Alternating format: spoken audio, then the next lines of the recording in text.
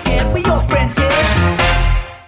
سامیان گرامی چی طوری که گفتیم میمون داریم. بله میمونی ما در جای خود حضور دارند. بینیاد شاد هستیم و خودی نازو باشد ایزانی دیل ما آغاز میکنیم صحبت را. سلام بختیاری عزیز مهربان از دیدارتان بنیهایت خوشنود هستیم. خوش آمدید به استودیوی مرکزی رادیو آزیا پلس. تشکر سلام. آخرین سالی که صحبت داشتیم در پخش مستقیم بودید این کی بود؟ در خاطرم نیست. تصور کنید که 20 میلیون دلار به دست آوردید.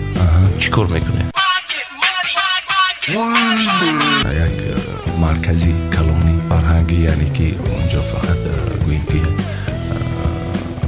اکادمی استراده. بسیارتر صورتهای شما رو که ایجاد مینماید؟ پیشتر من تنها خودم ایجاد میکردم. خدا رو شکر که وقتی که من دوشنبه کوچیدم و دادرم در کنسرواتوریا تحصیل کرد و یعنی 2 دیپلم اول کرد همچون زوک رژیسور، بعد از آن همچون کمپوزیتور گوییم دیپلمی سرخ تمام کرد و امروز برای من خیلی و خیلی خوب است که بغیر اونی که من ایجاد میکنم باز بسیارتر حالا یک سعودی که رفت اما مسئولی دستانی گوییم دادری من بود. چگونه شما عموما استراحت میکنید؟ استراحتی من بیشتر خوب است.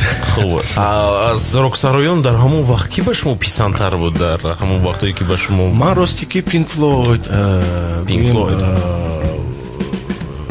سکورپیونز من آنها رو بسیار گوش میکردم. معقول بود برای من و فکر میکردم که من هم چنین گویم یکم برآمد کنم. یک ترانه برای هر یک سرآینده سبب میشود اینکه مشهور میشن.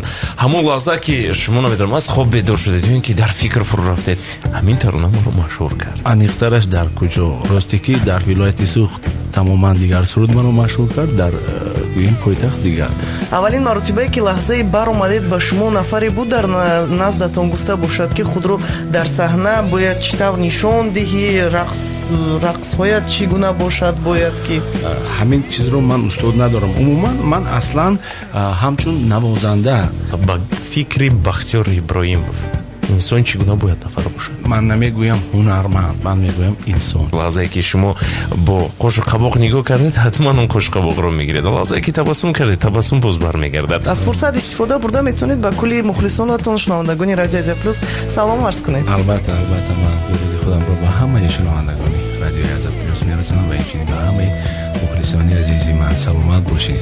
Don't be scared, we your friends here.